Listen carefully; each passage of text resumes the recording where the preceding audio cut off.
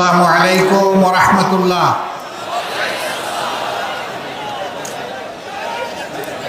যশোরের মিষ্টিগুড়ের এলাকার মানুষ, মিষ্টি মানুষগুলো আপনারা কেমন আছেন?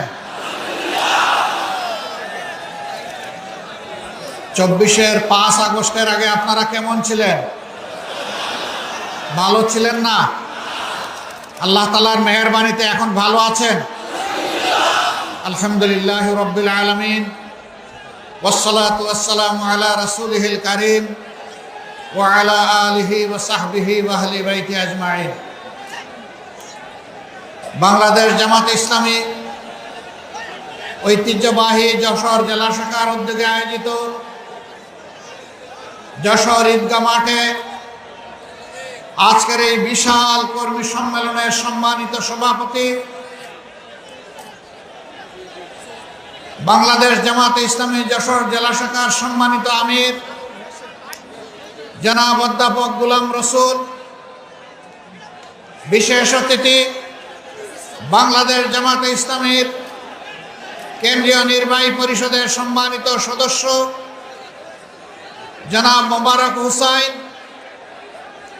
কর্মপরিষদ সদস্য বিশিষ্ট আলেমে দ্বীন মুহাদ্দিস আব্দুল খালেক, মঞ্চে বসা আঞ্চলিক, স্থানীয় এবং জেলা নেতৃবৃন্দ, বন্ধু সংগঠনের ভাই ও বোনেরা, সহকর্মী বন্ধুগণ, সাংবাদিক ভাইয়েরা, আল্লাহ তাবারক তাআলার শুকরিয়া আদায় করছি।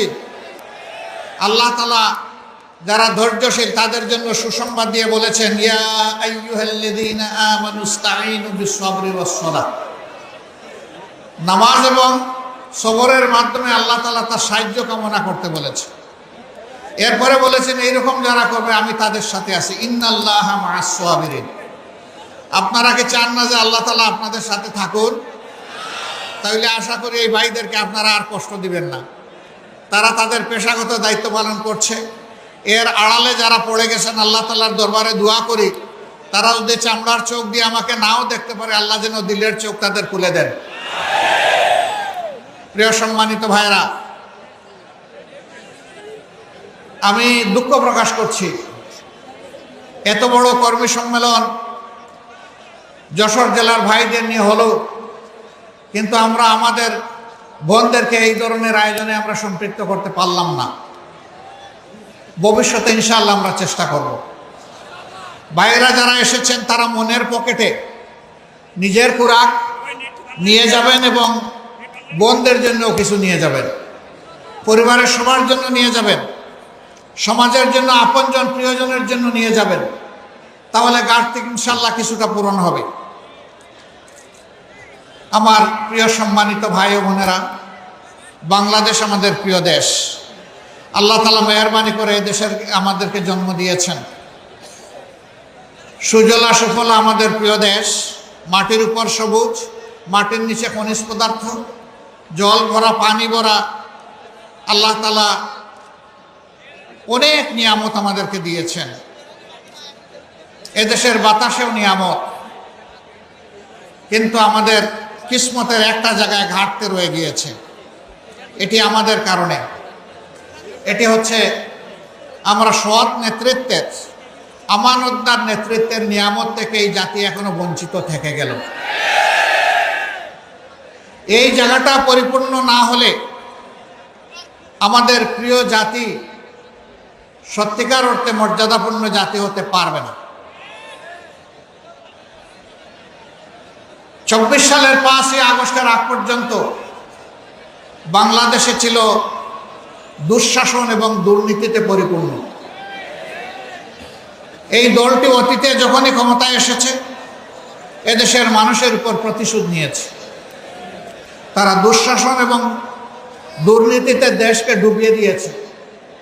এবারও তার ব্যতিক্রম হয়নি, বরঞ্চ গায়ের জোরে একটানা 15.5 বছর গদি ছিনতাই করে দেশ শোষণ করার কারণে এবারকার যন্ত্রণাটা, এবারকার জুলুমটা ছিল যে কোনো সময়ের চাইতে অনেক বেশি। আল্লাহ তাআলার দরবারে দোয়া করি, আল্লাহ তো চাইলে যে কাউকেই হেদায়েত দিতে পারেন। আমরা তাদের জন্য আল্লাহর দরবারে হেদায়েতের দোয়া করি। নিজেদের জন্য আমরা আল্লাহর দরবারে কামিল হেদায়েত ভিক্ষা চাই। আল্লাহ যেন আমাদেরকেও কামিল হেদায়েত নসিব করেন। বাংলাদেশের সমস্ত মানুষকে যেন হেদায়েতের জন্য আল্লাহ কবুল করেন। প্রিয় ভাইয়েরা, তারা কি করেছে নিশ্চয়ই আমি আসার আগে সহকর্মীদের মুখ থেকে আপনারা সব শুনেছেন। আমি ওই কথাগুলো বলে আমার সময় আর নষ্ট করতে চাই না। শুধু আল্লাহর শুকরিয়া এতটুকু আদায় করতে চাই যে কল্পনাও করে নাই বাংলাদেশের মানুষ, বিশ্বের মানুষ, যে এই ধরনের একটি ফ্যাসিবাদী রেজিম, একটি শাসন এই বছরের আগস্টের 5 তারিখ শেষ হয়ে যাবে। এটা কেউ আমরা কল্পনা করি নাই। আসমান জমিনের মালিক বাংলাদেশের জনগণকে, মজলুম জনগণকে এটা উপহার দিয়েছে। আলহামদুলিল্লাহ রাব্বিল আলামিন। এর সমস্ত কৃতিত্ব আল্লাহ তাআলা। জমিনের কৃতিত্ব 18 কোটি মানুষের, মজলুম মানুষের। নেতৃত্বের কৃতিত্ব আমাদের গর্বের সন্তানদের, যারা রাস্তায় নেমেছিল তাদের একটি দাবি আদায়ের জন্য, কোটা সংস্কারের দাবিতে। এই দাবিকে সরকার পুরানা কায়দায় গায়ের জুড়ে হেলমেট এবং হাতুড়ি বাহিনী পাঠিয়ে গুলি আর বন্দুক দিয়ে দমন করতে চাইল।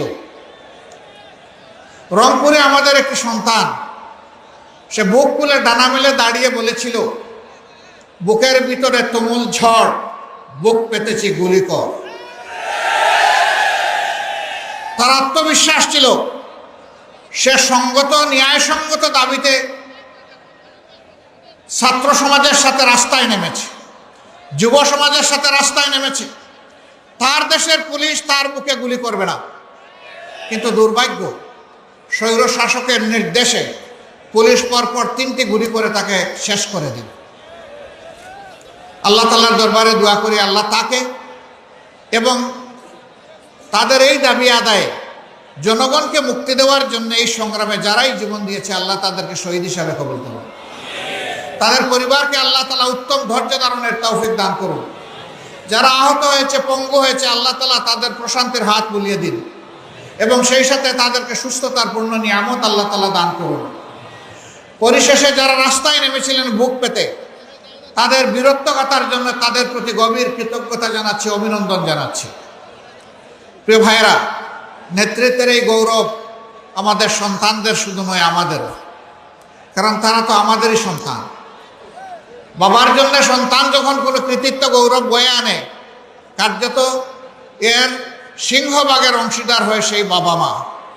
অতএব আমরা তাদের অভিভাবক হিসাবে আমরা খুবই গর্বিত।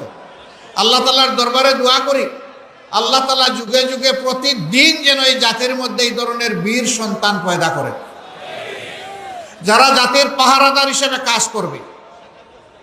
আমার সম্মানিত ভাইয়েরা, আমি যে মাঠটিতে আজকে দাঁড়িয়ে কথা বলছি, এই মাঠটি যশোর শহরের একটা পুরাতন মাঠ। যশোর জেলাটি ব্রিটিশ আমল থেকে একটা পুরাতন জেলা। এইটাকে কেন্দ্র করে পুরা দক্ষিণবঙ্গের এই অংশটা ছিল প্রশাসনিক এই জেলার আওতায়। কিন্তু আমি এর আগেও এই যশোর জেলায় এসেছি। এখানে যখন এই শহরে ঢুকে আমার যেন মনে হয় নূহ আলাইহিস সালামের বন্যার পানি এখানেও এসে লেগেছিল কিনা, কারণ এখানে কোনো উন্নয়ন ছোঁয়া নেই। একটা পুরাতন জেলা, তার তো চেহারা এতদিনে পাল্টে যাওয়ার কথা, কিন্তু জেলাটা অবহেলিত হয়ে আছে কেন?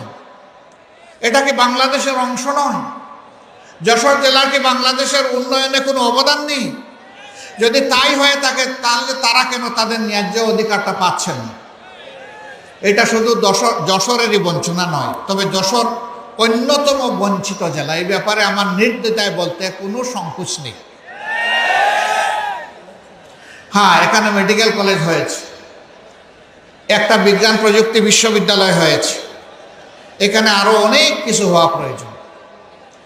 এই শহরটাকে কেন্দ্র করে একটা নগর গড়ে ওঠা প্রয়োজন। এটা নাগরিক সমাজের একটা প্রাণকেন্দ্রে পরিণত হওয়া প্রয়োজন। এত বড় শহর, তার মধ্যে ভালো একটা পার্ক নেই, ভালো কোনো জলাধার নেই, খেলার কোনো উন্নত মানের মাঠও নেই। কেন এই বিধ্বস্ত দশা? কেন? কারণ একটাই, মানুষের বিবেক যখন কাজ করে না, মানুষ যখন আল্লাহকে ভয় করে না, তখন ক্ষমতাতে বসার আগে মানুষের পা ধরে চুমু খায় আর ক্ষমতাতে বসে গেলে মানুষকে ভুলে যায়। তখন নিয়ত করে যে 5 বছর পরে আরেকবার পা ছুঁয়ে নেব, মাঝখানটা মালিক আমি আর তোমরা সবাই ভাড়াটিয়া। এই মানসিকতা না থাকলে বৈষম্য হবে কেন?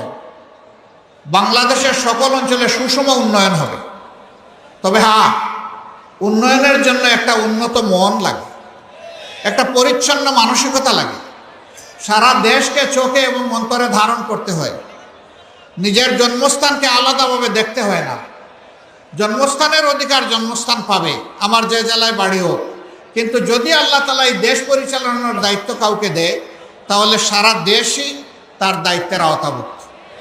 আল্লাহ তাআলা সারা দেশের প্রতি ইঞ্চি মাটির ব্যাপারে তার কাছে জবাব চাইবেন। তুমি এই মাটির ব্যাপারে যত্নশীল ছিলে কিনা? প্রত্যেকটি মানুষ তো নয়, প্রত্যেকটি প্রাণীর ব্যাপারে তাকে জবাব দিতে হবে। মানুষের ব্যাপারে অবশ্যই দিতে হবে। যার অন্তরে আল্লাহর ভয় আছে, যে বিশ্বাস করে এই জীবনের ইনিংস আমার শেষ ইনিংস নয়, আমার আসল ইনিংস হবে আদালতে আখেরাতে, যেই দিনকে আল্লাহ তাআলা ইয়ামুত তাগাবুন বলেছেন। এটা হার জিতের দিন। যে হেরে গেল তার ঠিকানা আগুন, যে বেঁচে গেল তার ঠিকানা জান্নাত। এই কথা যারা বিশ্বাস করে যে আমাকে at the day of final judgement আল্লাহর মুখোমুখি আমাকে হতে হবে, তার পক্ষে দেশে বৈষম্য করা সম্ভব নয়। তাকে যদি কেউ জিজ্ঞেস করে তোমার বাড়ি কোথায়, তার জবাব হওয়া উচিত সারা বাংলাদেশ আমার বাড়ি। কিন্তু আফসোস, আমরা সেটা দেখছি না। একই অবস্থা কোর্ট কাছারি, অফিস আদালত, ব্যাংক, বিমা সেক্টর, কর্পোরেশন, মিল, ফ্যাক্টরি, ইন্ডাস্ট্রি, খেতে কামারে, সব জায়গায় একই অবস্থা। যেখানেই যার শক্তি আছে সে দুর্বলের উপর তাণ্ডব চালায়, দুর্বলের পকেট কাটে। যে যত বেশি ধনী এবং জ্ঞানী, আমাদের সমাজে এইরকম কিছু মানুষ আসে, সে তত বেশি চুর এবং ডাকাত। আমরা যাদেরকে চুর বলে চিনি, এরা কয় টাকা চুরি করে, কতটুকু মাল আমার ঘর থেকে বহন করে নিয়ে যেতে পারবে চুরি করে। ডাকাত বলে যাদেরকে জানি, ওদের ক্যাপাসিটি কতটুকু ডাকাতি করার। কিন্তু রাষ্ট্রের মূল্যবান কলম যাদের হাতে, এক কলমের কুচায় সমস্ত সম্পদ ডাকাতি করা সম্ভব। যুগে যুগে তাই হয়েছে, গেল 15 বছর সবচেয়ে বেশি হয়েছে। সরকার বলেছিল উন্নয়নের রাজপথে বাংলাদেশকে উঠিয়ে দিয়েছে, আমরা এখন মহাসড়কে আছি। আর বাংলাদেশ উন্নয়নের রোল মডেল। এখন চতুর্দিকে হাহাকার। বিভিন্ন মিল, ফ্যাক্টরি, ইন্ডাস্ট্রিতে মালিকরা তাদের কর্মচারীদের বেতন দিতে পারে না ঠিক মতো, তাদের ইন্ডাস্ট্রি চালাইতে পারে না। সরকারি ইন্ডাস্ট্রিগুলো তো প্রায় সবগুলা লে অফ বন্ধ হয়ে পড়ে আছে, মুখ থুবড়ে। এখন মাঝারি ব্যবসায়ী যারা আছেন, সৎ ব্যবসায়ী, ব্যবসা তাদের লাটে ওঠার উপক্রম। ব্যাংকগুলা তাদেরকে পুঁজি দিতে পারছে না। কিভাবে দিবে? সমস্ত ব্যাংক ফোকলা করে, পেট খালি করে, ওরা যে চুরি করে দেশের বাইরে সমস্ত সম্পদ পাচার করে দিয়েছে। টাকা আসবে কোত্থেকে? এখন যে অর্থনীতির চাকা ঘোরানোর জন্য ব্যাংকগুলা যে টাকা দিবে, সেই টাকাই তো ব্যাংকের কাছে নাই। কিছুদিন এমনও গিয়েছে, ব্যাংকে গিয়ে মানুষ টাকা উঠাইতে পারে নাই, কারণ টাকা নাই, দিবে কত? আলহামদুলিল্লাহ, ইতিমধ্যে বর্তমান অন্তর্বর্তীকালীন সরকার দেশের যে বৈদেশিক মুদ্রার যে রিজার্ভ, সেইটাকে যেমন বাড়িয়েছে, ব্যাংক সেক্টরকে আস্তে আস্তে সচল করতে যাচ্ছে। কিন্তু জাতির প্রত্যাশা অনেক বেশি। আমরা চাই আরও স্পিডি হোক, আরও গতিশীল হোক অর্থনীতির চাকা। সরকার এই ক্ষেত্রে আরও বেশি দায়িত্বশীল ভূমিকা পালন করুক। বাজারে এখন আগুন, মানুষের পেট ভরতে হয় এখন আগুন দিয়ে। দ্রব্যমূল্যের অগ্নিমূল্য, আগের সিন্ডিকেটগুলো এখনো সরকার ভাঙতে পারে নাই। তবে ক্ষেত্রবিশেষে সিন্ডিকেট না ভাঙলেও সিন্ডিকেটের হাত বদল হয়েছে। একজন চাঁদাবাজি করে পেট ভরে পালিয়ে গেছে, আর কেউ এসে আবার চাঁদাবাজিতে লেগে যাক, সেটা কিন্তু আমরা চাই না। কিন্তু দেশ কি চাঁদাবাজ মুক্ত হয়েছে? দখলদার মুক্ত হয়েছে? হয় নাই। জুলুম মুক্ত হয়েছে? হয় নাই। হ্যাঁ, এই আন্দোলনে আমরা অনেকেই ক্ষতির সম্মুখীন হয়েছি, ত্যাগ স্বীকার করেছি, সকল দল, শুধু জামাত ইসলামী না। হয়তোবা জামাত কিছু কিছু ব্যাপারে অনন্য, যেমন 1 থেকে 11 জন শীর্ষ নেতার কারো হত্যা করা হয়নি। যেমন অন্য কোনো দল নাই যে গত 15 বৎসর ধরে সমস্ত অফিসগুলো তালাবদ্ধ করে রেখে দেওয়া হয়েছিল। যেমন অন্য কোনো দল নাই যাদের নিবন্ধন কেড়ে নেওয়া হয়েছিল। অন্য কোনো দল নাই বেদিশা হয়ে যাদেরকে শেষ মুহূর্তে নিষিদ্ধ ঘোষণা করেছিল। এই সমস্ত বিষয়গুলো জামাতের সাথে সম্পর্কিত। কিন্তু লোক মরেছেন সকল দলের, পঙ্গু হয়েছেন সকল দলের, জেলে গিয়েছেন সকল দলের, হাজার লাখো মামলা, দফায় দফায় জেল কেটেছেন অনেকেই। তাদের সকলের প্রতি আমরা গভীর শ্রদ্ধাশীল, সহানুভূতিশীল। কিন্তু বিনয়ের সাথে একটা কথা বলতেই হবে আমাকে, যে 2000-এর কম বেশি আমাদের বুকের সন্তানেরা জীবন দিয়ে, রক্ত দিয়ে আমাদেরকে আজকে এই উন্মুক্ত পরিবেশ এনে দিয়ে গেল। তাদের রক্তের প্রতি আমরা যেন বেঈমানি না করি, আমরা যেন বিশ্বাসঘাতকতা, গাদ্দারি না করি। তারা বৈষম্যের বিরুদ্ধে, দুঃশাসনের বিরুদ্ধে, দুর্নীতির বিরুদ্ধে তারা আওয়াজ দিয়েছে। এখন যদি একই কাজ কেউ করে তাহলে নিঃসন্দেহে তারা ঘৃণিত হবেন এবং নিন্দিত হবেন। আমরা আমাদের সকল সহকর্মীকে অনুরোধ জানাই, এই সমস্ত ঘৃণিত কাজে কেউ হাত বাড়াবেন না, কেউ চাঁদাবাজ হবেন না, কেউ ফুটপাতের দখলদার হবেন না, কেউ বাজার হাটের দখল জোর করে নেবেন না, কেউ জলমহাল, বালিমহাল জোর করে দখল করবেন না। এই সমস্ত ঘৃণিত কাজের মাধ্যমে আমাদের কোনো রিজেকের প্রয়োজন নেই। আল্লাহ হালাল পথে আমাদেরকে যা দিবেন তাই নিয়ে আমরা সন্তুষ্ট থাকবো ইনশাআল্লাহ। আর আমরা আল্লাহর শুকরিয়া আদায় করতে থাকবো। বন্ধুগণ, এই যন্ত্রণাগুলো আমাদের পিছ ছাড়ছে না। এরকম এখন আবার অনেকে তখন আক্রান্ত, আহত হয়েছেন। এখন মামলা করতে গিয়ে 500-700 মানুষের বিরুদ্ধে মামলা। 500-700 মানুষকে, একটা মানুষকে মারতে আসছিল না, আসলে 10 জন, 20 জন, 30 জন এসেছে। আমরা এই পরিবর্তনের সাথে সাথে বলেছি, অবশ্যই অন্যায়ের প্রতিকার চাওয়ার আইনগত বৈধ নাগরিক অধিকার সকলের আছে, কিন্তু সাবধান, কোনো নিরীহ মানুষকে মামলার আসামি করবেন না। আমাদের সংগঠন কোথাও কোনো নিরীহ মানুষকে মামলার আসামি করে নাই।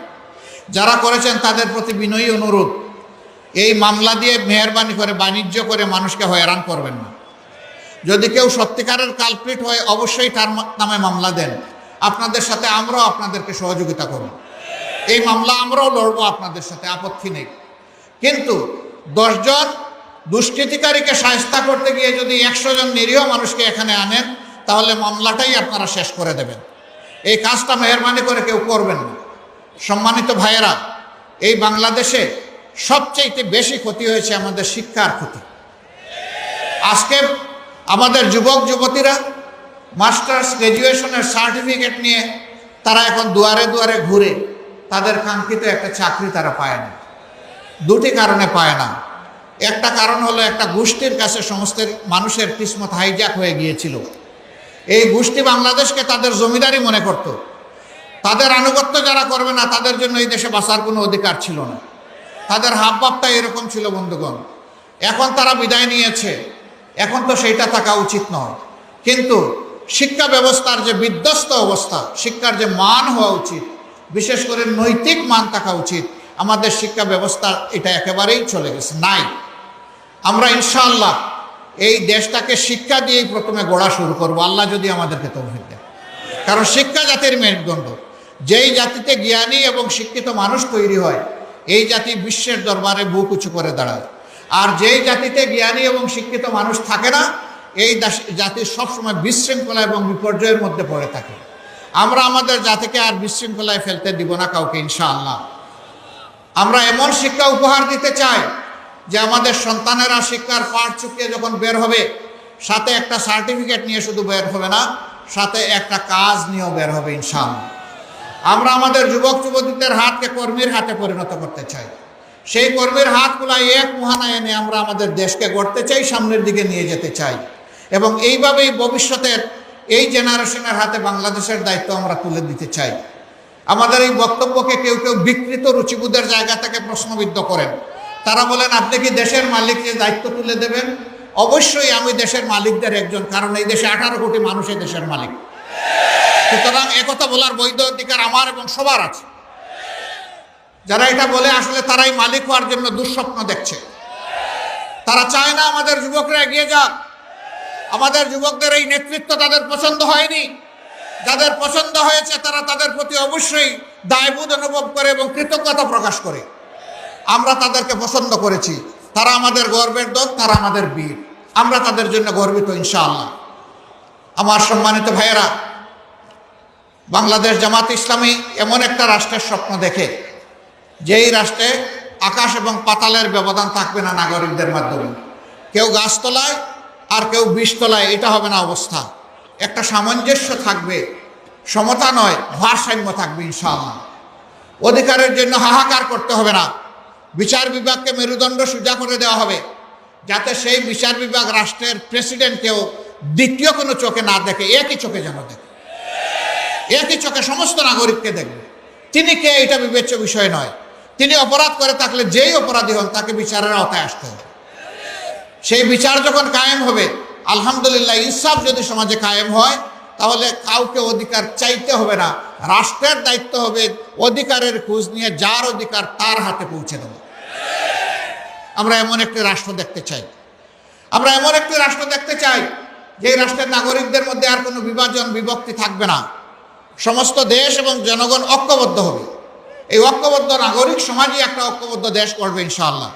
মুক্তিযুদ্ধের পক্ষে বিপক্ষে আর কত চেতনার বড়ি বিক্রি করবেন আপনারা, অনেক করেছেন। 53টা বৎসর এই জাতির কপাল থেকে আপনারা ছিনিয়ে নিয়েছেন, জাতিকে আপনারা দাসে পরিণত করেছেন। আমরা আর কারো দাস হব না ইনশাআল্লাহ। মুক্তিযুদ্ধের চেতনা আপনাদের কোথায় যায়? যখন ভারতের প্রধানমন্ত্রী বলে বিজয় দিবসটা 16 ডিসেম্বর ভারতের বিজয়, বাংলাদেশের নামে একটা শব্দ পর্যন্ত উচ্চারণ করে না, তখন তো আপনাদের মুখে আমরা কোনো বুলি দেখি না। আমরাই তার প্রতিবাদ করেছি এবং যারা দেশকে ভালোবাসে তারাও প্রতিবাদ করেছে, কিন্তু যারা চেতনা বিক্রি করেন তাদের মুখে আমরা কোনো বুলি সেদিন দেখি নাই। আপনাদের এই চেতনা, আপনাদের এই ভালোবাসা আপনারা রাখেন, এখন গুটাইয়া রাখেন। 53.5 বছর এটা আমরা দেখেছি। এখন দেশকে তার আপন গতিতে আল্লাহর রাস্তার সামনের দিকে এগিয়ে যেতে সুযোগ দিন, রাস্তা পরিষ্কার করে দিন। আরেকটা বিভাজন লাগায়, সংখ্যাগুরু সংখ্যালঘু। কিসের সংখ্যাগুরু সংখ্যালঘু? এই দেশে আল্লাহ যাদেরকে পয়দা করেছেন তাদের সকলেই এই দেশের গর্বিত নাগরিক। সকলের অধিকার, সাংবিধানিক অধিকার সমান। এখানে সংখ্যাগুরু সংখ্যালঘু কিসের? একটা মানুষ তার পছন্দ মতো ধর্ম সে কবুল করবে। ইসলাম ধর্ম কাউকে এই ব্যাপারে জোর জবরদস্তি করার এখতিয়ার দেয় নাই। ধর্ম বর্ণ মিলেমিশে আমরা এই দেশে বসবাস করব। আল্লাহর কাছে যার যার জবাবদিহি তার তার। আরেকজনের জবাব আমাকে দিতে হবে না, আমার জবাব আরেকজনকে দিতে হবে না। সুতরাং এখানে ধর্ম নিয়ে কোনো বাড়াবাড়ি এবং বিভাজন বিভক্তি চলবে না, অধিকার খর্ব করা চলবে না। এরা এই কথাগুলা বলে কার্যত নির্দিষ্ট ধর্মের ভাই বোনদেরকে এরা ক্ষতি করেছে, শোষণ করেছে, লাঞ্ছিত করেছে। এদের অধিকার অনেক ক্ষেত্রে তারা কেড়ে নিয়েছে। কিন্তু দুঃখের বিষয়, যারা কেড়ে নেয় তাদের ব্যাপারে আওয়াজ না দিয়ে এদেশের দেশপ্রেমিক ইসলামপন্থী দলগুলার বিরুদ্ধে আওয়াজ দেওয়া হয়। এর কারণে ডাকাতরা আরো দ্বিগুণ উৎসাহ নিয়ে ডাকাতি করে, তাদের ক্ষতি করে। আমি 13 সালে জাতিসংঘের মানবাধিকার কমিশনকে চিঠি লিখেছিলাম। আমাদের বিরুদ্ধে এই সংক্রান্ত যত অভিযোগ করা হয়েছে আমি সেই অভিযোগের বিচার চাই। আমি চাই জাতিসংঘের অধীনে একটা নিউট্রাল ইনকোয়ারি কমিটি করা হোক। সেই ইনকোয়ারি কমিটি বাংলাদেশে আমরা আসলে আমরা সর্বাত্মক সহযোগিতা করব। ওই ইনকোয়ারি কমিটির ইনকোয়ারিতে আমিও যদি দোষী সাব্যস্ত হই, আমি আমার বিচার চাই। আমরা দেখতে চাই কারা বিভিন্ন ধর্মের মানুষের জায়গা জমি দূর করে দখল করে তাদের ইজ্জতের উপর হাত দিয়ে তাদের সম্পদ লুণ্ঠন করে তাদের ক্ষতি করেছে। আমরা শতপত্র চাই। তখন হয় নাই, এখনো দাবি করি হোক। এটা না হওয়ার চাইতে যে কোনো সময় হোক। আমরা পরিষ্কার বলতে চাই, আমাদের হিন্দু বৌদ্ধ খ্রিস্টান ভাইয়েরা যারা আছেন, আমরা যেমন এদেশের নাগরিক আপনারাও সেই দেশের নাগরিক। আর যদি কেউ আপনাদেরকে মাইনরিটি বলে তাহলে আপনারা মুখের উপর চিৎকার দিয়ে বলবেন আমরা মাইনরিটি নই, মেজরিটি নই, সমান অধিকারের ভিত্তিতে এই দেশের নাগরিক।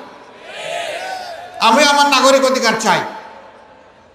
আমাদের ব্যাপারে আর একটা জুজুর ভয়, অনেকে বলেন যে জামাতে ইসলামী ক্ষমতায় গেলে মহিলাদেরকে ঘরে বন্দি করে রাখবে। বাপ এমন যে আমরা 56,000 বর্গমাইলের এই বাংলাদেশে 60,000-এর ঊর্ধ্বে গ্রাম আর 18 কোটি মানুষের ধরে নিলাম কমপক্ষে 6 কোটি ঘর আছে বা 3 কোটি ঘর আছে, হোয়াট এভার মেবি। বাপটা এমন যে আমরা 3 কোটি তালা কিনে রেখেছি, আর ক্ষমতায় গেলেই সব ঘরে একটা করে তালা লাগাই দেব, মহিলারা যাতে ঘর থেকে বের হতে না পারে। এগুলো আমাদের বিরুদ্ধে মিথ্যা অভিযোগ। রাসূল করিম সাল্লাল্লাহু আলাইহি সাল্লামের সাথে যুদ্ধের ময়দানে আমাদের মারা অংশগ্রহণ করেছে, যুদ্ধ করেছেন। কঠিন বিপদে রাসূল করিম সাল্লাল্লাহু আলাইহি সাল্লামের জন্য তারা ঢাল হয়ে যুদ্ধ করেছে। উহুদের ময়দানে কঠিন সময়ে পুরুষরা পাশে ছিলেন না, একজন মা চতুর্দিকে ঘুরে ঘুরে আল্লাহ রাসূলকে প্রোটেকশন দিয়েছেন, নিরাপত্তা দিয়েছেন। আমাদের সেই গর্বিত মা ছিলেন হযরতে নুসাইবা রাদিয়াল্লাহু তাআলা আনহা। যুদ্ধ মানুষের জীবনের সবচেয়ে কঠিন কাজ, সেই কাজে আল্লাহ রাসূল মহিলাদেরকে বারণ করেন নাই, সঙ্গে নিয়ে গিয়েছেন। আমরা কারা আমাদের মাদেরকে ঘরে বন্দী করার? যিনি বাইরে গিয়ে দেশের উন্নয়নে অবদান রাখতে পারবেন, আগ্রহী, তার যোগ্যতা, তার দক্ষতা তাকে সঠিক জায়গায় নিয়ে যাবে ইনশাআল্লাহ। তারা দুইটা বাড়তি জিনিস সেদিন বুক করবেন, একটা হচ্ছে তাদের সম্মান, আর একটা হচ্ছে তাদের নিরাপত্তা। এখন সমাজে তাদের মর্যাদাও স্বীকার করা হয় না, আর নিরাপত্তা তো দেওয়াই হয় না। তারা বিভিন্ন জায়গায় বিভিন্নভাবে তারা লাঞ্ছিত হন, অপদস্থ হন। যখন পুরাণিক সমাজ কায়েম হবে ইনশাআল্লাহ তাআলা আজিম, তারা এই দেশে বসবাস করে বলবেন, আমি এ দেশের একজন গর্বিত মা। সেদিনটি আসুক, আমরা আল্লাহর দরবারে দোয়া করি। আমরা সমস্ত মায়ের জাতিকে মা হিসাবে দেখি। এক চালাক বন্ধু আমাকে একদিন জিজ্ঞেস করে, স্ত্রীকে কি হিসাবে দেখবো? তারেও কি মা হিসাবে দেখবো? বলে হ্যাঁ, তারেও মা হিসাবে দেখবেন, তবে আপনার মা না, আপনার সন্তানের মা। দুনিয়ায় দুইজন মাত্র মানুষ এসেছে যারা মায়ের পেট ছাড়া দুনিয়ায় জন্ম নিয়েছেন। একজন হযরতে আদম আলাইহিস সালাতু ওয়াস সালাম, আরেকজন তার সঙ্গে হযরতে হাওয়া আলাইহিস সালাতু ওয়াস সালাম। আর কোনো মানুষ দুনিয়া পয়দা হয়নি মায়ের পেট ছাড়া। এমনকি ঈসা আলাইহিস সালাতু ওয়াস সালামের বাপ ছিলেন না, কিন্তু মা হযরতে মরিয়ম আলাইহিস সালাতু ওয়াস সালাম ছিলেন।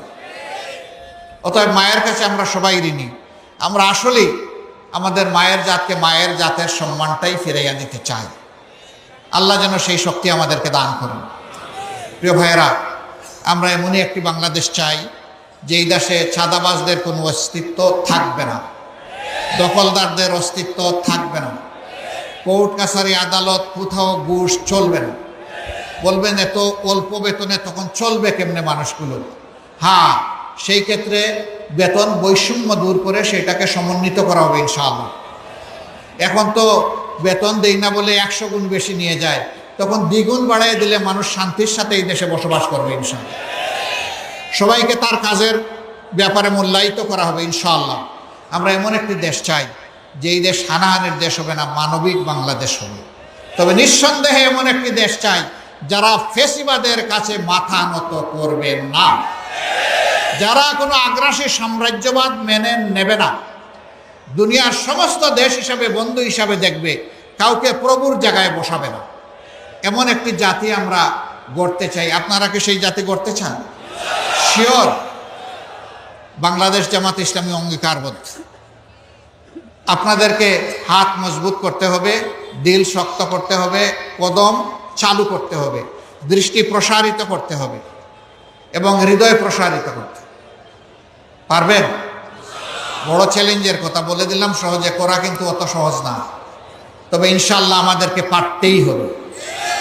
এই সংগঠনটি বাদ দিয়ে আর কারে নিয়ে এই দেশের মানুষ স্বপ্ন দেখবে একটু বলেন তো? কারে নিয়ে স্বপ্ন দেখবে একটা দুর্নীতিমুক্ত দেশ হবে?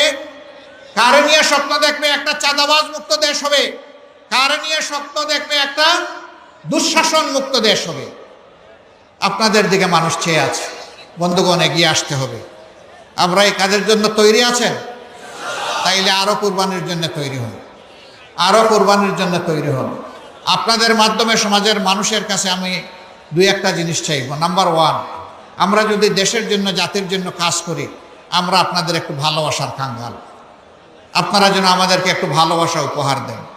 নাম্বার 2, ভালোবাসার সাথে আপনাদের জন্য একটু সমর্থন এবং সহযোগিতা পাই। নাম্বার 3, সমর্থন সহযোগিতার পাশাপাশি জাতীয় চ্যালেঞ্জ মোকাবিলায় আপনাদেরকে যেন আমরা আমাদের পাশে পাই। নাম্বার 4, এই জাতিকে বদলে দেওয়ার জন্য আপনাদের অন্তরে যেন আমাদের জন্য একটা জায়গা পাই। এই 4টা জিনিস যদি দেশবাসী আমাদেরকে উপহার দেন, আমরা দেশবাসীর কাছে চিরকৃতজ্ঞ থাকব। ক্ষমতায় যাওয়া আমাদের উদ্দেশ্য নয়, দেশে একটা সুশাসন কায়েম করা আমাদের মূলত উদ্দেশ্য। সম্মানিত ভাইয়েরা, বলছিলাম যে অনেক মানুষ শহীদ হয়েছে, যশোরেও শহীদ হয়েছে।